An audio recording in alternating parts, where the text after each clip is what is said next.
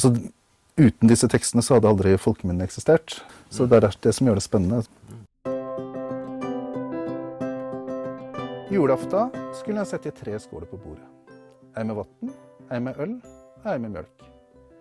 Han eller hun skulle sitte på en krakk et stykke fra bordet.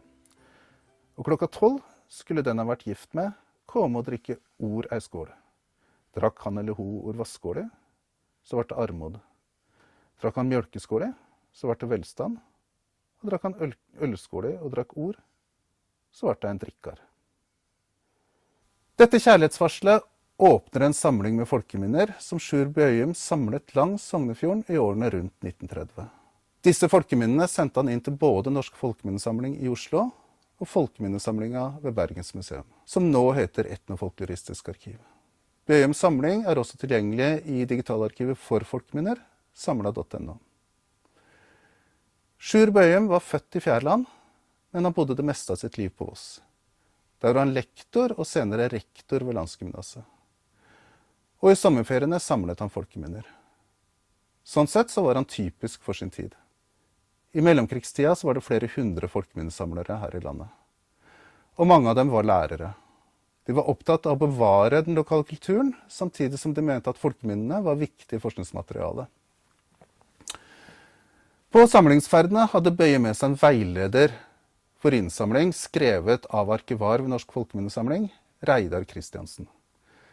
Denne veilederen la føringer på hvordan minnene skulle samles inn. Og slik Kristiansen så det, var folkeminnene særlig verdifulle, fordi de pekte bakover i tid til den opprinnelige. Ikke til den opprinnelig norsk, men til den opprinnelig menneskelig. For ham var studiet av folkeminnene en vei tilbake igjen til det store allmenne grunnlag, hvorfra til syvende og sist all menneskelig kultur er grodd fram. Derfor var det viktig å dokumentere flest mulig varianter av det samme folkeminnet, slik at det kunne brukes til å avdekke bakenforliggende mønstre, og Bøyum fulgte det rådet. Han noterte 3 varianter av dette folkeminnet for å dokumentere nyanser i tradisjonen. I dag mener vi ikke lenger at slike varsler er gode kilder for å forstå et allmennmenneskelig grunnlag for all kultur. Men de er verdifulle kulturhistoriske kilder til et verdensbilde som bygde på en tro på at alt var forutbestemt av Gud, og en tro på magiske sammenhenger.